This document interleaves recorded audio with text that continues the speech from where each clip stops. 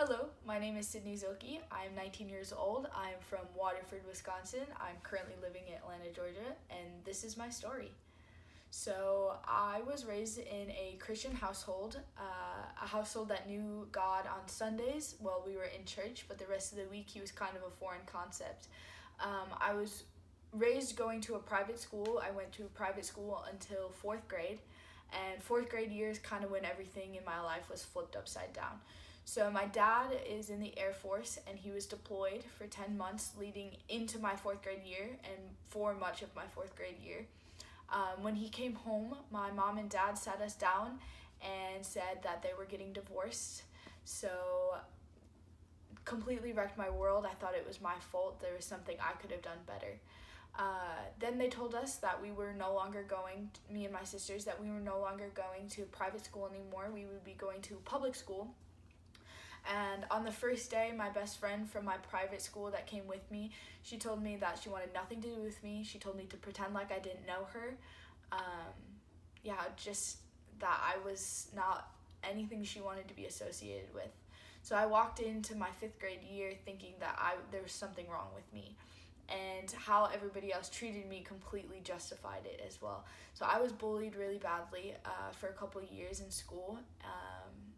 And I believed everything that everybody had to say about me. I took everything as truth. I finally got some friends, but they were worse than the bullies, telling me things like, you can never have a whole family because yours is broken, you're worthless, you're stupid, nobody can ever love you. And those were all my truths. That's who I was. That's what I was. So I became super depressed. I was self-harming. I was suicidal. And I lived like that for a couple years. And I honestly don't know how I'm here today, but by the grace of God, because I was invited to a youth service, and I went to this youth service thinking I knew church. I was still going to church every Sunday. I knew what church was, but I went because I wanted to hang out with my friend. And I walk in and I thought everybody was crazy, and then somebody started talking about relationship. And I didn't understand what that was, a relationship with God. No, God was somebody who had rules that you had to follow, and if you didn't follow those rules, you weren't good enough. And I didn't think I was good enough. There was no way I was good enough because I was stupid. I would never be loved by anybody. I could never do anything right. Like, those were my truths. That was my reality.